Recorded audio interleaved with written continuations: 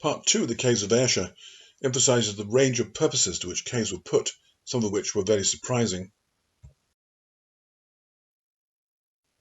The Stables Caves at Killane lie just to the west of the Castle Caves. They lie below the stables, which is probably where they get their name.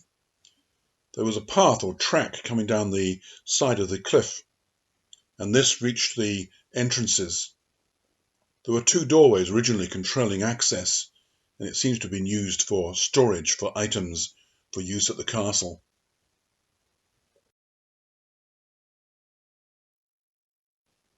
The Ice House, or Ardeer Cave, lies just above the Dipple Burn, not far from Mauchline House. It's been carved directly from the red sandstone bedrock. Ice houses were typical of almost all Ayrshire country estates, so ice was taken from the nearby burn or from nearby bodies of water and stored for use in the summer months in the kitchens. The name Ardeer Cave, though, suggests that later became used as a game larder. That is, venison taken from the estate would be left here until it matured enough for human consumption. The ice house has been beautifully constructed. You can still see above the sliding doors into which the ice was tipped and then layered between either straw or ferns. The main access to the left is where there were double doors. This would prevent the heat from getting in from the outside. Kemp's cave has been carved from the red sandstone and stands next to the location of the old bridge house where the Kemp family lived. Kate Kemp was courted by Robert Burns. He found her not in on one occasion. She was out looking for a stray cow.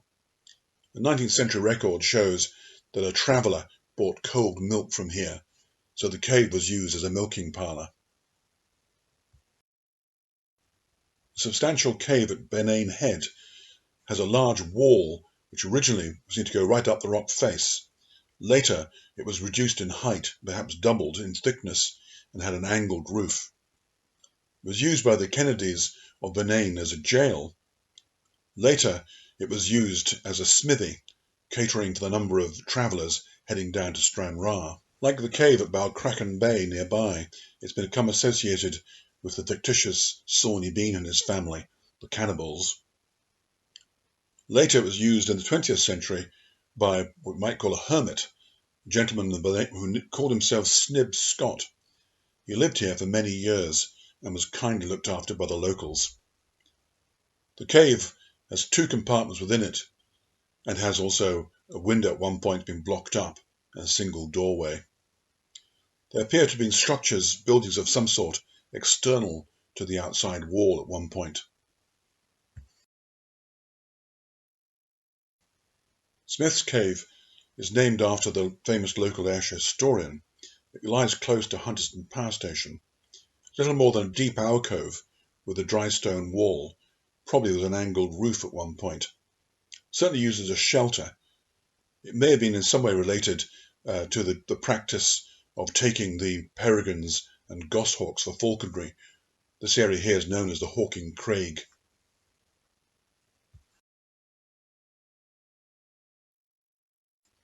The Holy Cave lies close to Hunterston. It's associated with St Mungo or St Kentigern, the patron saint of Glasgow. It lies within a natural fissure within the red sandstone. It's had at least 3 periods of occupation, with many types of animal bones found here. The wishing well was once located here, either within the cave itself or close by. It's said to have had water said to have had curative properties, and the local ministers were sometimes persuaded to come down here to perform baptisms. It was also used for offertory purposes, with coins and other offerings being placed within it.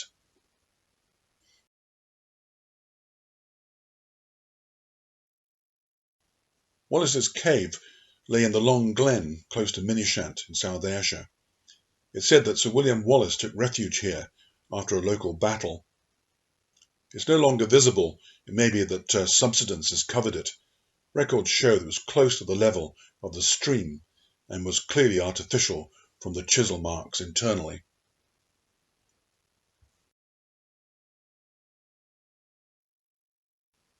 Wallace's stone used to lie close to this glen.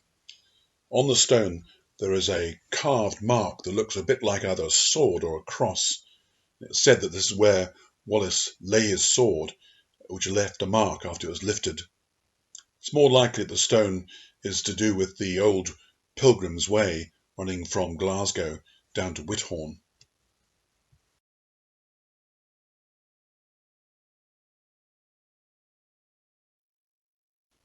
Murdoch's Cave is named after William Murdoch, the inventor of gas lighting. It's cut out of the red sandstone and lies below the miller's house at the old Bellow Mill. Murdoch is thought to have carried out experiments in this cave on steam power and also on gas lighting. He had a well-formed fireplace here cut from the red sandstone, and he placed here a kettle which had a thimble over the spout which was pierced. He put coal inside and heated it and set light to the gas that came from it. There was once a flue that ran up from this fireplace, up above, joining the chimney of the house which the miller used. This would give a fantastic draw for his experiments.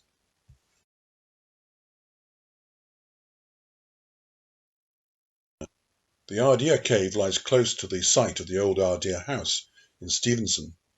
It may originally have been a souterrain, that is a prehistoric food storage area. However, later it seems to be modified and used as a sort of summer house on the estate.